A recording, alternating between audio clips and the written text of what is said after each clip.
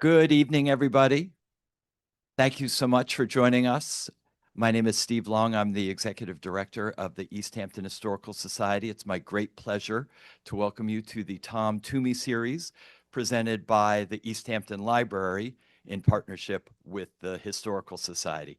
Before we get started, I want to express my deep thanks to the entire team at the library, Andrea Meyer, Scott Rayner, Dennis Fabizak.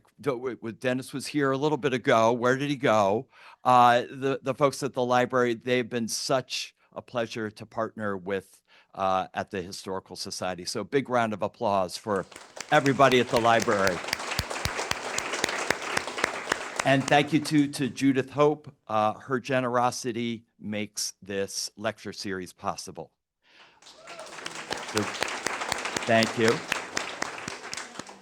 I'm thrilled to introduce Reverend Jon D. Rodriguez, the pastor of the First Presbyterian Church of East Hampton. I know a lot of congregants are here in the audience. That's wonderful. John's love of history brought him to First Presbyterian, which was founded in 1648 as one of the oldest congregations in the nation. When he isn't serving the church, John is enrolled in a doctoral program through the University of Edinburgh and Pittsburgh Theological Seminary, where his work focuses on the theology and worship of the Reformation. Please, a big round of applause for Reverend Jon Rodriguez.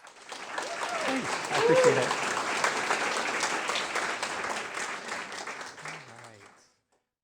I can't go even one sentence into this without acknowledging the dedication and professionalism of Andrea Meyer, without whom, quite literally, this research wouldn't exist. Could we just give her a round of applause?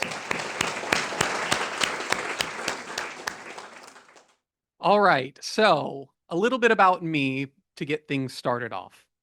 I graduated from high school, a public Texas high school, in 2012, and most of my time in high school was spent as a member of the varsity theater troupe. And as you might guess, we thespians in Texas were quite limited in our repertoire, what we could get away with in our town. Our school principal once labeled our town as a conservative farming community. Now, whether or not that was true did not matter. What mattered was that this man, our principal, had absolute veto power over every line spoken in our theater productions. If he didn't like it, it was redlined and cut. Most often, we knew not to push the envelope, but there were occasions where we crossed the line without even knowing it. And I can remember being cast, of all things, as a pastor long before I had a call to ministry. But what stands out about that particular role is how many of my lines were cut from that particular play. I was supposed to embody an ultra-conservative Lutheran minister in rural Germany. And so my lines would have felt at home in the sanctuaries of my community. That is to say, no church-going member of the audience would object to anything my character said. So I was floored when I received my script back after the principal had made his edits. More than half of my lines were cut from the script. And I can remember asking my theater director why so much had to be cut. And he told me, our principal takes the separation of church and state extremely seriously. We cannot be seen to endorse one religion above others, not even in a fictional play. Let's fast forward to 2025. The Texas State Legislature adopted and enacted Senate Bill 10. And if you walk into my high school today and you enter the theater classroom, or any classroom for that matter, you will see a state-mandated copy of the 10 Commandments on the wall. And this is true for every single classroom in every single public school in Texas today.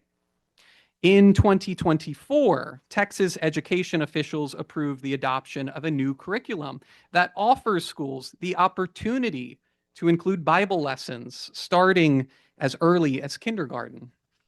And earlier this year, 2026, the Texas Board of Education approved a statewide reading list that requires students to read the Bible at multiple grade levels. Okay, so this afternoon, we're talking about Christian nationalism. And this is only going to be a productive conversation if we can stay on the same page as to what Christian nationalism actually is. Professors Andrew L. Whitehead and Samuel L. Perry from the University of Indiana and the University of Oklahoma, respectively, offer the following definition. They say that Christian nationalism is a cultural framework that idealizes and advocates a fusion of Christianity with American civic life. And this is an ideological position, and it plays out in a few ways. The Christian nationalist views the United States first as a distinctly Christian nation. The Christian nationalist believes that the government should actively promote Christianity. They see America's success as dependent upon maintaining its Christian identity, and they often link religious identity with national identity. So I want to reiterate again, Christian nationalism is an ideology. It does not have a certain set of policies or laws. Rather, this ideology wants to use the institutions available to it to achieve its own ends. So now that we've actually defined what Christian nationalism is, we can discuss our role, East Hampton's role, in its creation myth. I've tagged my lecture, Thomas James and the Puritan Roots of Christian Nationalism. So let's take each term by itself. First, we have to begin with the Puritans. And why not? They're so much fun to poke fun at. Many of you know that I serve the oldest church in town, a church founded by honest-to-goodness Puritans. And depending on who you ask today, we remain Puritans to this day. I'm only halfway joking here.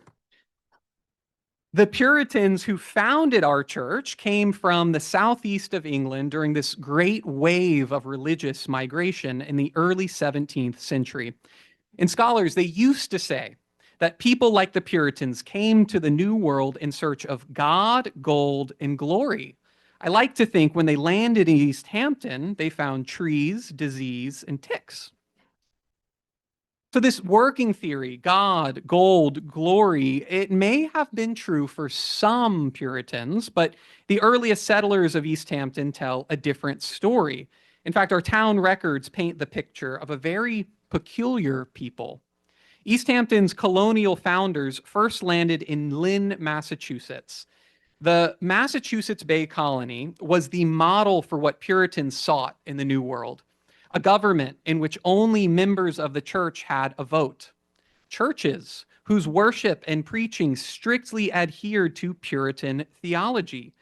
And an area with plenty of land available for farming and trade.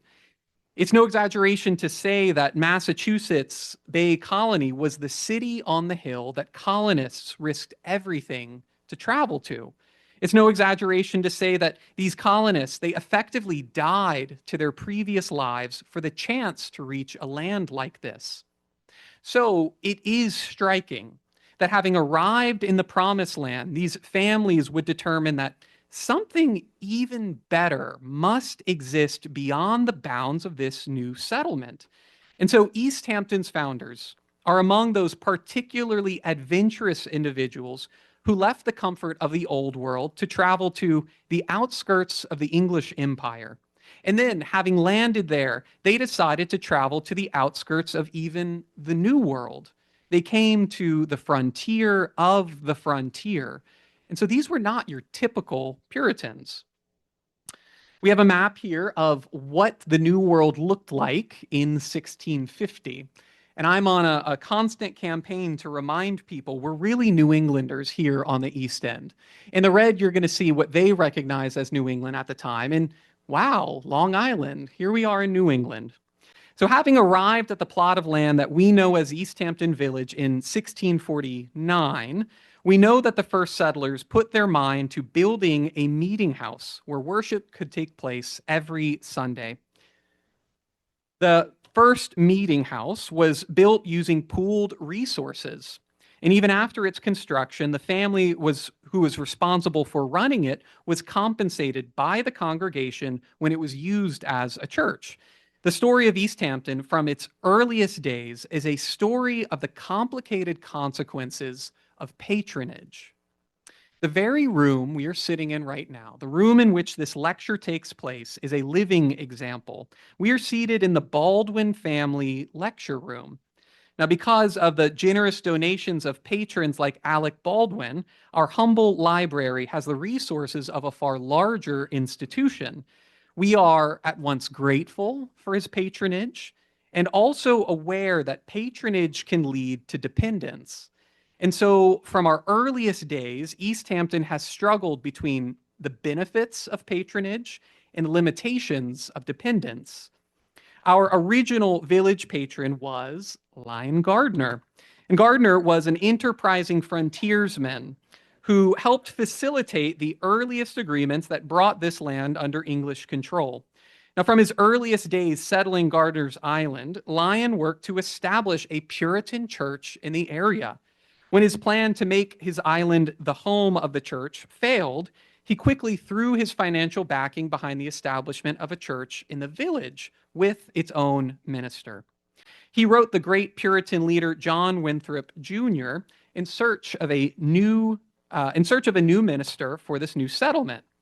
He wrote to good old John, "We are to be but few. We are resolved not to receive any, but such as are fit for church estate, being rather willing to part with the sum of these here than to receive more without good testimonies. At present, we are willing to give this man you wrote of 20 pounds a year with such diet as I myself, Lion Gardner, eat till we see what the Lord will do with us."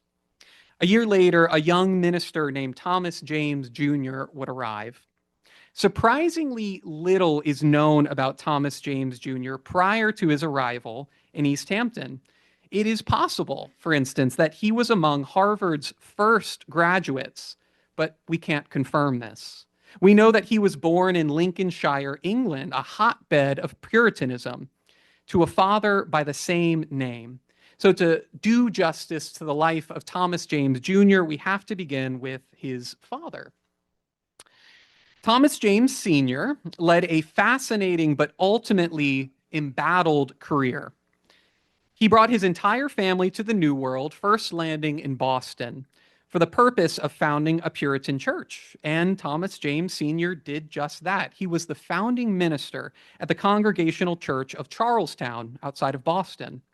But according to the Winthrop Papers, he was a man full of, I quote, causeless jealousies. His tenure there at that church was short, and he quickly found himself on the outside of the Puritan establishment. Now, somewhere along the way, he made friends with Roger Williams, who served as the founder of the Rhode Island colony.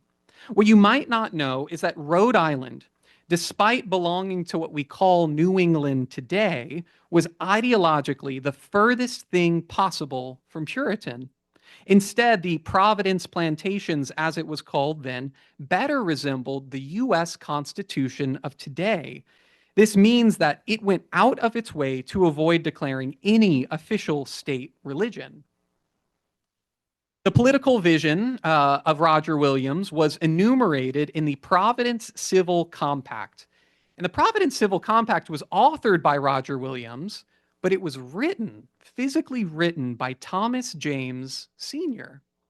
It's very difficult to determine the extent to which Roger Williams' political ideology came to influence Thomas James Sr. or his son. What we do know is that Thomas James Sr. moved his family to the New Haven colony shortly after authoring the compact. And the New Haven colony would have been a government more sympathetic to the theocratic style of rule found in Massachusetts. New Haven would be the final stop on Thomas James Sr.'s time in America. He later relocated back to the southeast of England and lived out his days as a Puritan minister. So, this is where our story with Thomas James begins. Somehow, Thomas James Jr. caught the attention of John Winthrop Jr., the governor of the Connecticut colony, such that Winthrop sent James to East Hampton to serve as the minister. Now, by this point in his life, we know that James had lived with his father under several styles of Puritan government, all of which reflected the spectrum of Puritan ideology present in colonial America. Okay, so a spectrum of ideology existed in Puritan New England. We have the Providence Civil Compact on the one hand, the most progressive, let's say. And then on the other hand, we have the purely theocratic regime in Massachusetts. But right in the middle, we have the East Hampton combination, which itself was adapted from the Fundamental Orders of Connecticut, the founding document of the Connecticut colony.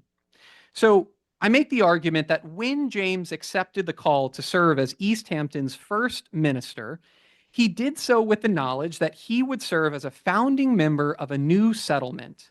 He knew that his early presence in the community would allow him an outsized influence on the trajectory of this town. This self-conscious effort at shaping the religious and political culture of the town is evident in our early town records, where we see James serving as the scribe for our founding document, the East Hampton Combination, which was written in 1655. His father served as the scribe in Rhode Island, and he would serve as a scribe right here in East Hampton. So let's recap some history here to put this into context. Between 1648 and 1655, the town of East Hampton is governed by majority rule. It's following the cultural and legal norms of English common law. Shortly before Thomas James arrives, we read that villagers sent a representative to Hartford, Connecticut, on a mission to procure a body of laws that's going to help the new settlement establish itself.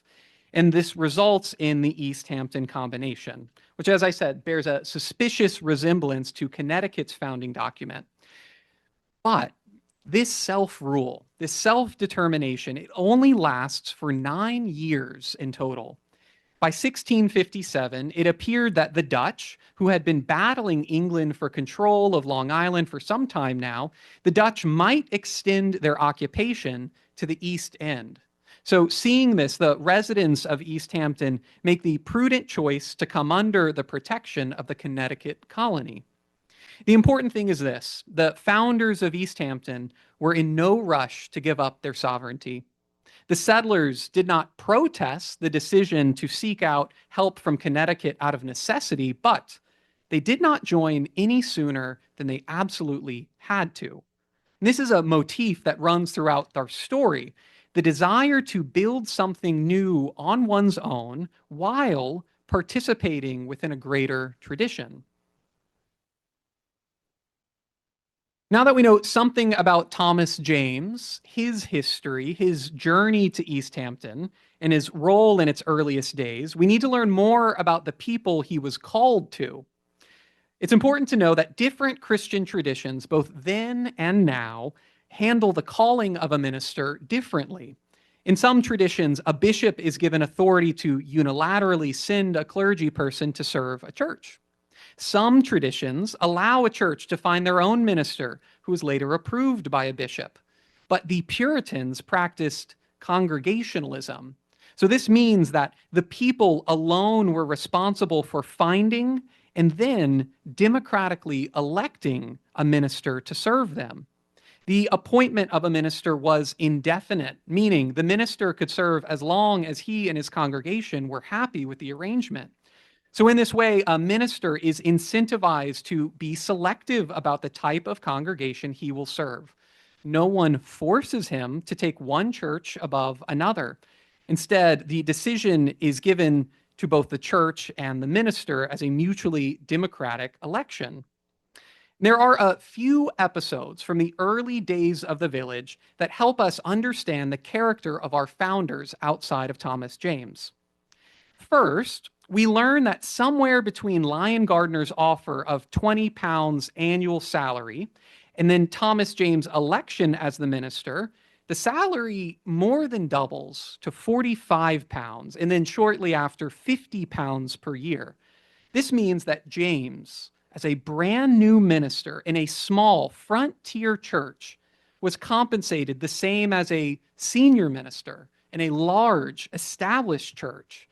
Moreover, with Gardner as his benefactor, we know that his home and access to resources would have immediately made James among the wealthiest and most powerful men in the community. In my archival research, I can attest that aside from his surviving sermon manuscripts, James' name appears most in economic records concerning Wales. Early in his career, Gardner, his benefactor, saw to it that James would receive a sizable portion of the proceeds from any beached whale that washed upon East Hampton's coastline. So his cash salary was well into the six figures by today's standards.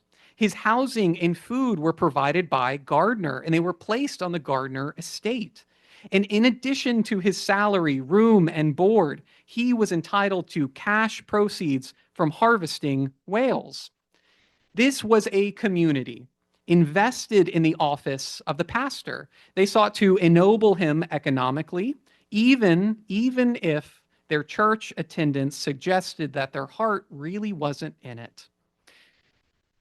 So there's two good reasons to believe that East Hampton has always enjoyed the idea of religious reverence more than the practice. First, we read in a sermon from the final decade of James' 50-year tenure that already the city on the hill that he helped found has begun to decay.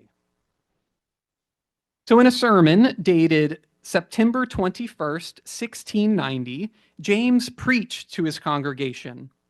So far as I can perceive, Christians are not now of Christ's size, yet they were formerly. There is not generally in Christians, nor in this land, power of God's likeness, yet there was in former times. So perhaps what we are seeing is a classic case of good old days syndrome. You youngsters will never be as faithful as we were back in the day. If only we could go back to the 1660s before modern culture had become so permissive. We are being told from the town's pastor that despite his handsome salary and lifestyle, this town has become decadent. Christianity has slipped from its mantle. I should stop here to ask, does any of this sound familiar to you? Have you ever been told by a member of an older generation that kids these days, woof, they're too secular? Well, turns out they are just following a great East Hampton tradition. The second reason to believe that East Hampton has always been more religious in tradition than practice comes from the very end of Thomas James' tenure here. So he received Nathaniel Hunting, who would become our second pastor, in 1696 as a student minister and the heir apparent to the town pulpit. And thanks to Hunting's meticulous record keeping, we know that the church had just 28 members upon his arrival. Now, my research suggests that the town's population was around 600 when he arrived. So it's fair to say that the membership was not proportionally representative of the town population itself. In other words, people enjoyed the idea of a town church more than they actually enjoyed attending church. Once again, does this sound familiar? Do you know anyone who loves to quote scripture but doesn't read their Bible, doesn't go to church? Is there a tendency to promote Christianity more than embody it? Now, as the 22nd minister of this church and a relative latecomer to this town, I can confirm that not much has changed. So let's return to our sketch of the community who Thomas James came to serve. We can begin by saying that he encountered a people deeply invested in forging their own path. They wanted to live on the frontier of the frontier. These people genuinely prized religion in their own way, putting their money where their mouth was, even if they failed to live up to their own standards of devotion. Then, as now, the people of East Hampton were profoundly motivated by material wealth. The relationship between the village and its benefactors began in the first generation and never ended. The alliance between the wealthy patrons of the village and the church existed from the very beginning. So the question for us this evening is, when does genuine religious zeal decay into Christian nationalism? If we begin with the premise that there was such a time when the faith of our founders is what led them to build the society we inherit, then what year did their faith give way to their self-interest? Can we identify the moment when nation building in the name of God was replaced by nation building in the name of something else? So maybe the best way I can show you what I mean is to compare the two questions being asked by the founding generation of our town. First, the first question is, what kind of nation did God build us for? And that's a theocratic question. It puts humanity's relationship with God at the center of the civilization project. It asks, how should our institutions reflect the reality of who God made us to be? How can we design systems that honor our inherent dignity and mitigate our inherent imperfection? Most would agree that the US today is not a theocracy, and yet we are trying to ask and answer many of these same questions within a pluralist framework. But let's compare it to the second question. The second question is, what kind of nation did God build for us? And this is the core question of Christian nationalism, because it smuggles in the presupposition that God ordained this land to be ours, that its institutions ought to therefore reflect our desires and our likeness. In some way, God gave this land to us by virtue of who we are and not who God is. And so every question our founders were asking in the first generation of the settlement could be answered in one of two ways. There was the theocratic answer, and there was the Christian nationalist answer. And you'll notice that there is no secular position. Even though only 28 people belonged to the church out of the 600 who were governed, no one in this era would dispute the church's authority and guidance in civil affairs. So hearing this, you may get the impression that Thomas James was deeply involved in these kinds of philosophical questions of statecraft. You might expect to see his name pop up somewhere, like in legislation or judicial pronouncements or treaties. But the truth is, he is notably absent. And my interpretation is that he mostly agreed with the way things were being done in the town government. He felt no need to intervene. So where we do see him popping up is when the town's laws are, for whatever reason, superseded by a higher authority. More on that in a moment. Instead, I want to give you an excellent test case of how theocratic positions existed right alongside Christian nationalist positions. Most of us who are nerdy enough to come to an evening lecture on history have heard the story of Goody Garlick. Elizabeth Garlick was a woman accused of witchcraft in East Hampton in 1657. There she is, I guess. Without drawing too deeply on the theological imagination that sustained suspicions of witchcraft, it's fair to say that East Hampton's trial of Goody Garlick proceeded as fairly as one could hope in this time and place. Garlick had been accused of a litany of evil behavior: killing children, killing cattle, inflicting pains upon the sick and the well, and changing the weather to worsen crop growth. Having received this accusation, the leaders of East Hampton had a decision to make. Is this a case about determining truth from falsehood? I mean, is this a question about whether Garlick is a witch? Or is this a question about how we handle troublemakers in our new community? Are we asking our government to find the truth, whatever it may be? Or are we asking our government to simply reflect the conclusion that we have already come to? If you do some digging into Goody Garlick's life and family, you're going to find that this was not the first complaint against Mrs. Garlick. Reading between the lines, you come to meet an independent, maybe stubborn woman who cared little for what the other women of the village thought of her. She rejected polite society in theory and in practice. And so it's no wonder that she finds herself accused by witchcraft by women of a higher social standing. She was an easy target, a scapegoat for her society's ills. Why are bad things happening in our settlement? Well, because people like Goody Garlick are walking around free. The question of the case is whether Goody Garlick, despite her disagreeable nature, deserved to have the right to due process.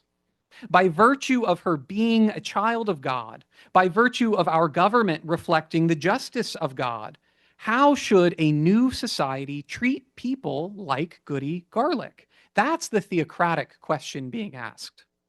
The Christian nationalist position is asking a different question. Are we allowed to use religious language to override the rule of law? That's the Christian nationalist question. Can we call someone we don't like a witch and rid them of our community? Is the power of faith at odds with the power of justice? In the case of Goody Garlick, I would argue that the theocratic position wins out.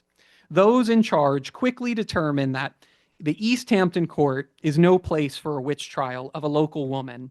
And so they changed the venue to Hartford, Connecticut. And after a full trial, Garlick was acquitted, and the people of East Hampton received a strongly worded letter from Governor Winthrop, who oversaw the proceedings. Notably absent from this explicitly religious affair is the town's minister, Thomas James. Again, I think that he is ever present. He is behind the page, but he only speaks when necessary. His decision to remain silent is a response of its own. So for the earliest years of our town's history, I do think the theocratic position was the dominant one. Our founders were earnestly trying to build a society worthy of divine approval. And I don't want to project the social ethics of 2026 onto their motives. These men were progressive, but only because they believed the average person was due more rights than their counterpart in Europe. But they saw nothing wrong with slavery. These people, they worshiped men and women in separate sections of the church. They held Native Americans with great suspicion. They were enlightened for men of their time, but they were certainly men of their time. So this striving for an ideal new society, I chart that it begins to wane around the same time that the first generation, the founding generation, gives way to the next. For the first time in its history, the founders of East Hampton go from having something to gain to now having something to lose. The new generation is responsible for expanding beyond the land that's been settled. The new generation is responsible for inheriting their father's land and carving it up. The new generation is responsible for carrying forward the vision of East Hampton's founders. And so we see evidence of the founders' anxiety in places like Thomas James' sermon. I want to be charitable here. The founders' anxiety did not stem solely from fears about their legacy. These were fears founded on the profoundly transformed geopolitical landscape. The founders of East Hampton came to settle a land that was bought from the indigenous peoples who lived here prior to European contact.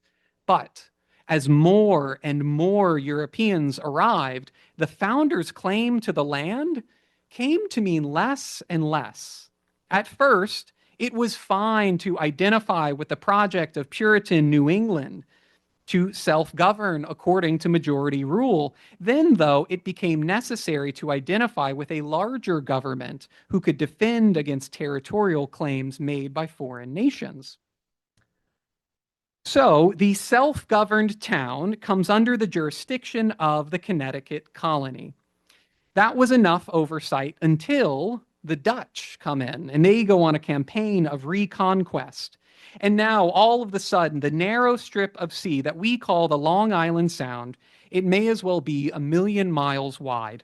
Because under the threat of invading Dutch forces, the crown knew that the East End would be lost before the call for help ever reached Hartford.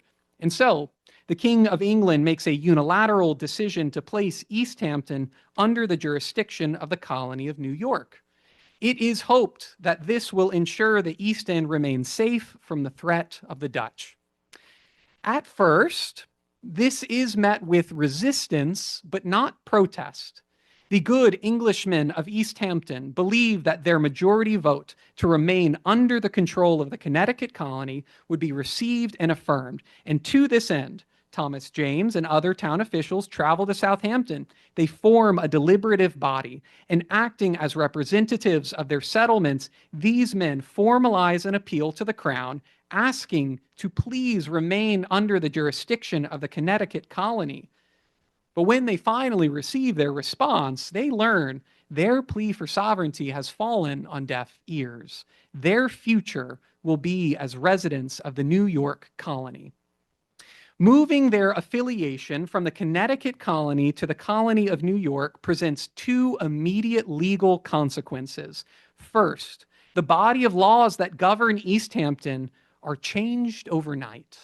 With the stroke of a pen, they go from having a Puritan government and a Puritan governor to being subjects of a royally appointed governor. The body of laws that govern their trade, their worship, their social lives no longer reflects the religious and civic sensibilities of their Puritan founders. It would be something like all of us waking up tomorrow to learn that we are now under the jurisdiction of Texas. We now play by their rules. We are governed by their laws. Rules and laws which we never voted on, we never had insight into. The second legal consequence of this is a change of jurisdiction in land. The land of East Hampton goes from belonging from Connecticut to now belonging to New York. And so the government must assess all public and private property. In the colony of New York, it accomplishes both of these goals, the enumeration of a new legal code and the assessment of land through the purchase of a patent. Now, a patent is a legal document issued by the governor. It makes a sort of trade with the town who purchases it. It says, I, the governor, will protect and enforce the existing boundaries of this land if you purchase this patent and abide by the laws of my government. So when Richard Nichols, the first governor of the colony of New York, asks East Hampton to purchase a patent, they reluctantly agree. First, because he is agreeing to keep the boundaries of their land the same. And second, because the new laws he aims to implement continue to allow for freedom of worship. And so even though their governor is now a stooge of the royal court, at least they can continue to be Puritans in their own town. This is also the phase of East Hampton's development when the settlers trade their identity of religious refugee for self-determined founder. We don't normally think of the Puritans as refugees, in part because they went on to found our nation's most powerful institutions. But East Hampton's first families were nothing less than a despised people, persecuted in their home country, fleeing to the outskirts of civilization for their survival. So it should surprise us all the more to witness this transformation from a humble people motivated by devotion into a self-interested coalition united by entitlement. There's many ways to tell the story, but it would be hard to tell it accurately without acknowledging the fact that East Hampton begins to resemble the culture the Puritans fled from. For a time, they live under these new laws in their new colony. But as royal governors come and go, the legal and cultural atmosphere of their colony comes to resemble the founders' goals less and less. And so by 1671, Thomas James is so fed up, he personally travels back to England in hopes of pleading his case before the king. His request is simple: let us return to the government we chose for ourselves in the Connecticut colony. But once again, his request is denied. And I think this is the point when Thomas James decides he is no longer a religious refugee. Instead, now he is the founder of a new community entitled to live in a way that reflects the norm of self-determination. A new community who has enshrined norms around worship and art and commerce. And so the same actions that once expressed the new freedom at East Hampton's founding, they now come to express the exact opposite. We can use Sunday worship as an example. The East Hampton Church was among the very first institutions established by the founders, and they did it out of a desire to worship as faithfully as they knew how, in such a way that was explicitly forbidden in England. So freedom to worship as Puritans was initially the result of passivity to the Church of England, meaning the Puritans chose not to battle within the bounds of the church's established jurisdiction, not to form new churches in England, but rather to come to the New World to passively form the community they wanted to be a part of. This act was in the spirit of tolerance, I believe. They did not demand to demolish the churches in Old England who they believed were in error. Rather, they sought a place where their worship would be tolerated. And finally, the New World was considered a foreign land by the founders. They settled it under the inescapable knowledge that this new land did not belong to them in the same way their ancestral home did. But an entire generation later, these same exact acts take on a completely different timbre. Passivity is replaced by self-determination. This means their religious refuge, this new land, is weaponized to now exclude and resist all government interventions in religious life. The founders who sought out tolerance for their way of life now feel entitled to deny others this same tolerance. And the land they once understood as foreign, as divinely delivered, it now appears to them as their native land.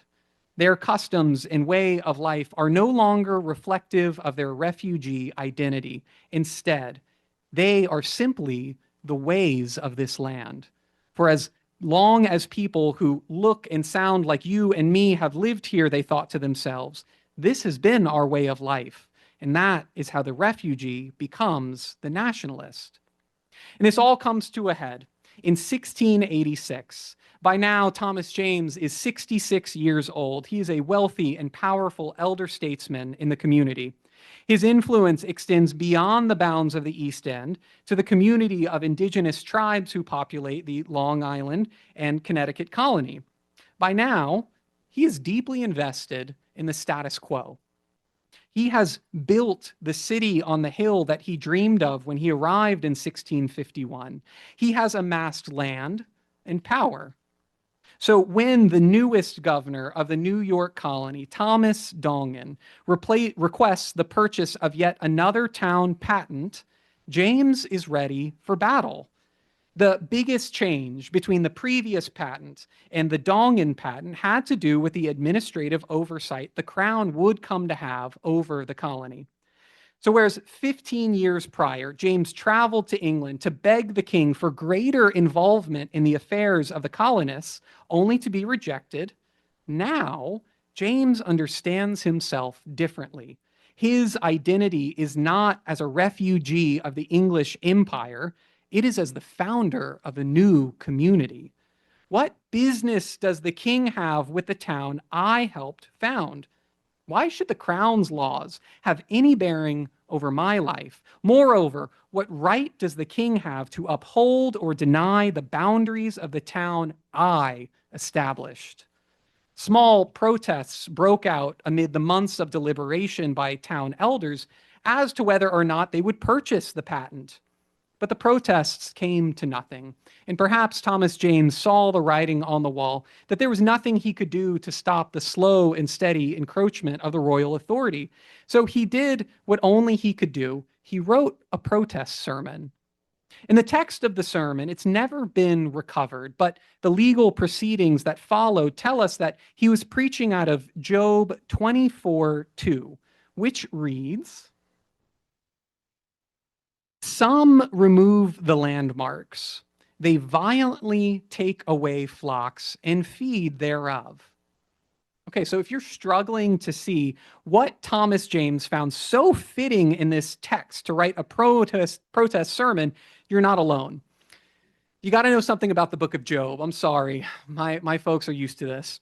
The book of Job is the story of a bet between God and Satan.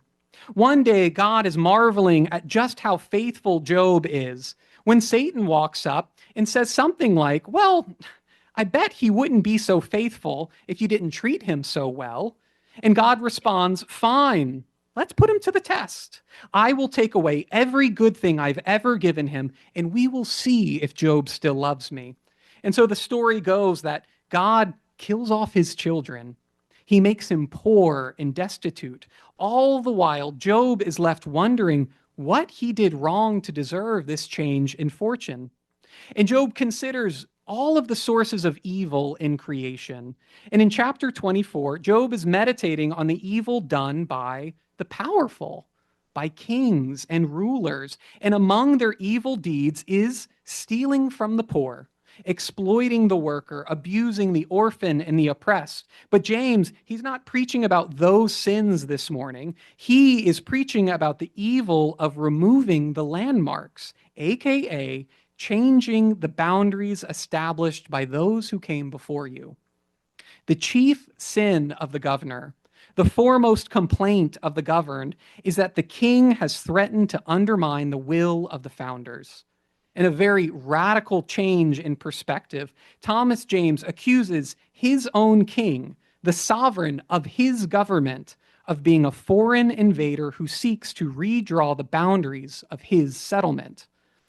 The landmarks in question had as much to do with James' past as a founding member of the community as it had to do with questions of the future, namely, which parts of our past would be allowed a future in the governor's colony? Who creates the landmarks that govern future development? And under whose authority may they be changed? For James, the lands that came to be known as East Hampton had divinely appointed boundaries. Boundaries, James argued, that could not be altered by outside forces without risking divine curse. So, James preaches his sermon, but we have to remember there's only at best 28 people in membership. So he goes the extra mile. He writes down a written version and he posts it to the town meeting house. Not long after, he is arrested and brought to New York City, where he will wait for an audience with the governor. And he waits for 3 weeks, still no word for the governor. He's sitting in this cell, and I guess he decides to write a non-apology apology. I'm going to read it for you now. "Whereas your excellency's supplicant was informed that you were offended with me in respect of some expressions of mine in a sermon preached October 17th, 1686. I thought myself bound in duty, and from the high respects I have of your excellency's dignity, and upon good advice, voluntarily to make my appearance before your excellency in New York." He didn't come voluntarily. The constables brought him in. "And have waited your pleasure to this day in order to your excellency's satisfaction, and have submitted myself to your excellency's censure. And know your excellency's," how many times can you say excellencies? "Know your excellency's clemency, and embolden to humbly crave your pardon of what through any error in my apprehension I have given occasion of offense to your excellency, my intentions being right in whatever proceeded from me at that time, and that your excellency be graciously pleased to remit the penalty imposed." All right, so with that, that was somehow good enough to get him out of jail and a return to normal life. So, parting thoughts here. I am left wondering, what did Thomas James believe himself to be? Was he a man of noble ambition in pursuit of a divine government, even if it cost him his freedom? Or was he willing to use his religion as a force for manipulation? And really, what's the difference between these two things? If I consider what this story tells us about our nation today, we can ask many of the same questions. How is it that the story of a Jewish man born 2,000 years ago has become instrumental in the founding myth of a rebel English colony? If we're going to put the Ten Commandments on the wall of every public school classroom in Texas, is it for theocratic reasons or Christian nationalist reasons? More pointedly, do we hang the Ten Commandments to receive their instructions or to send a message? Finally, in the church, we tell the same story every Easter.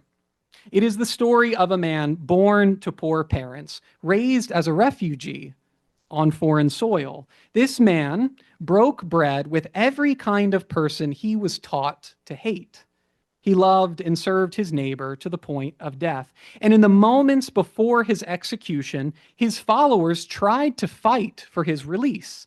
They believed he was the one who could usher in the peaceable kingdom, the city on the hill.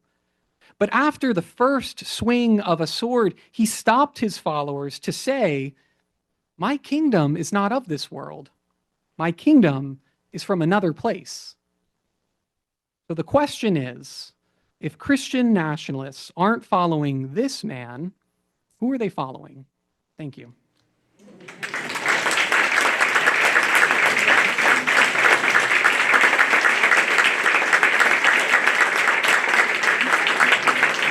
Okay.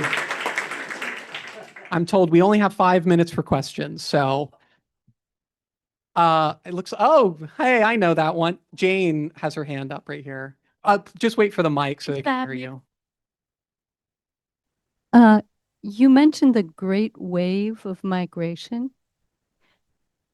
Was that from Europe to the New World, or can you give a little detail on that?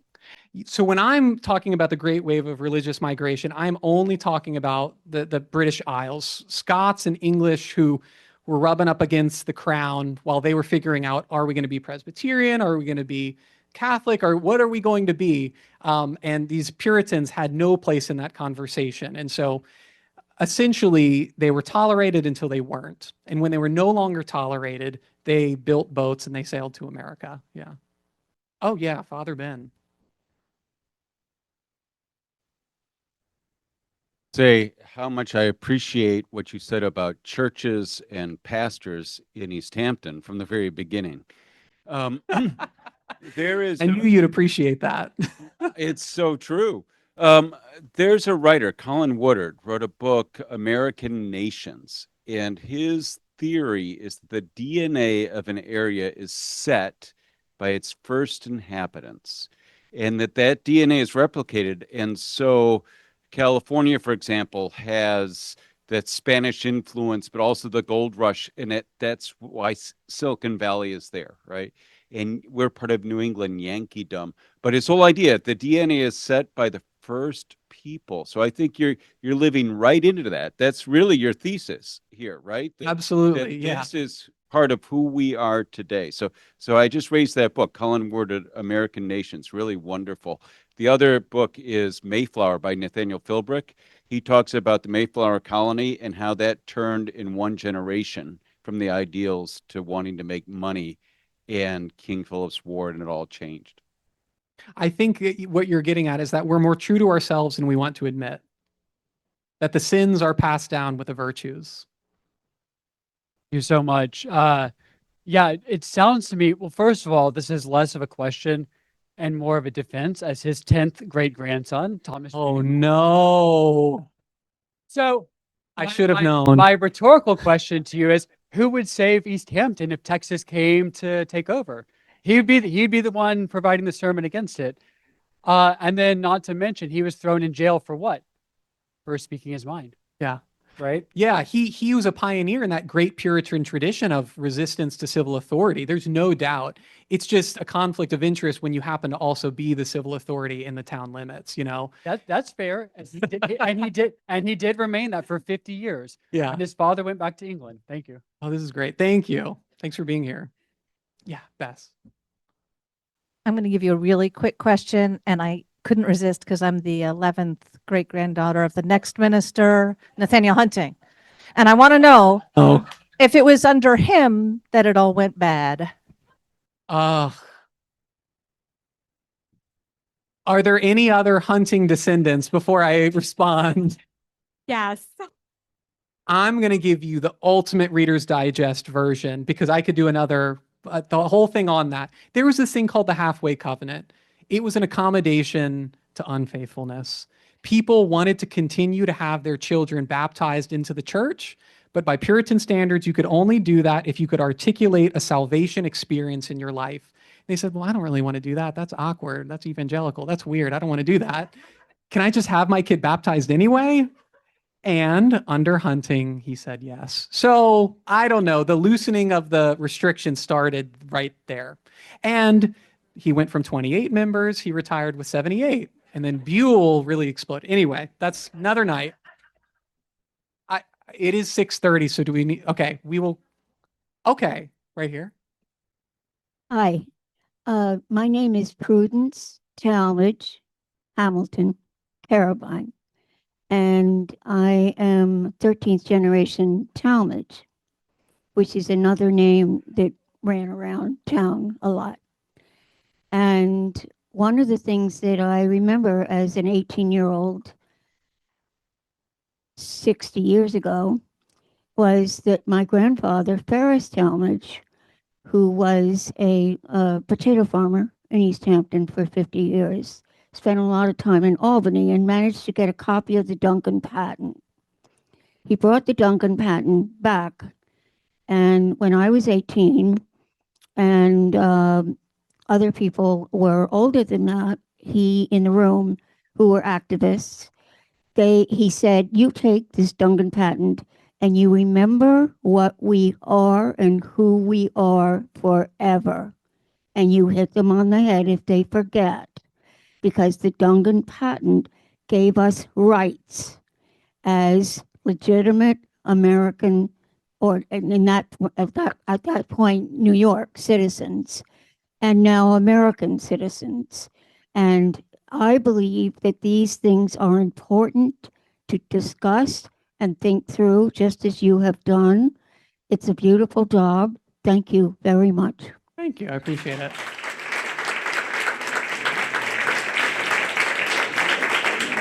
Thanks for coming.